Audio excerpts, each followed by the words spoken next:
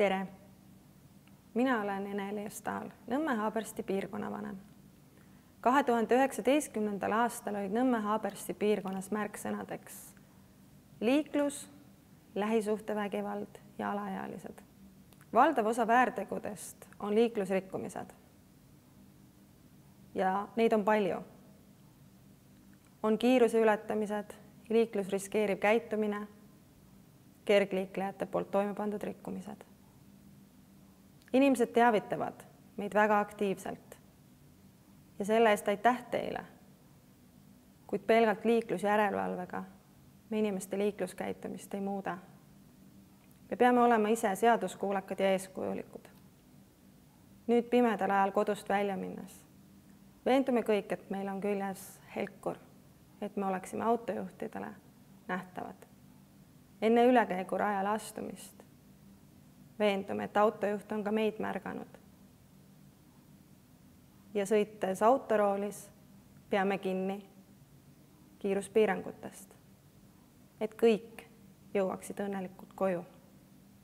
Teiseks murekohaks 2019. aastal oli lähisuhtevägivald. Registreeritud juhtumite arv on tõusvas trendis, kuid seda ka eelkõige selle tõttu, et inimesed teavitavad, julgevad teavitada politseid rohkem. Kurb on aga see, et tihtipeale on lähisuhtevägivalla juhtumite puhul kannatajaks lapsed, kas siis otseselt või kaudselt. Nad on sunnitud nägema oma vanemate tülitsemist ja tõuklemist pealt. Võiksime jätta tavakodanikena kõrvale suhtumise, et teiste asjadesse oma nina ei topi ja lahendagu igaüks oma probleemid ise. Koostöös Haabersti linnaosaga kutsusime ellu 2019. aasta lõpus projekti Aita meil aidata, mis ongi keskendunud sellele, et inimesed oskaksid märgata lähisuhtevägivalda, nii vaimset, füüsilist kui seksuaalset vägivalda. Suureks murekohaks on ka alaealised ja nende poolt toime pandud erinevad süüteod. Rikkumised on seotud alkoholi, narkootikumite ja teiste mõnuainetega. On palju vargusi ja kodust ärajooksmisi. Politsei ei saa igapäevaselt laste üle järelevalvet pidada. See on siiski lapsevanemate kohustus. Suureks probleemiks on alkoholi kättesaadavus kauplustest.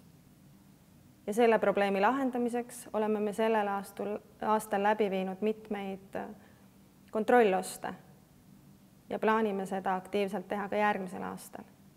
Kasvavas trendis on ka mokatubaka tarvitamine. Järgmisel aastal plaanime koos lapsevanemate ja kooliga mokatupaka levikut piirata. Ja siin ka üleskutse lapsevanematele.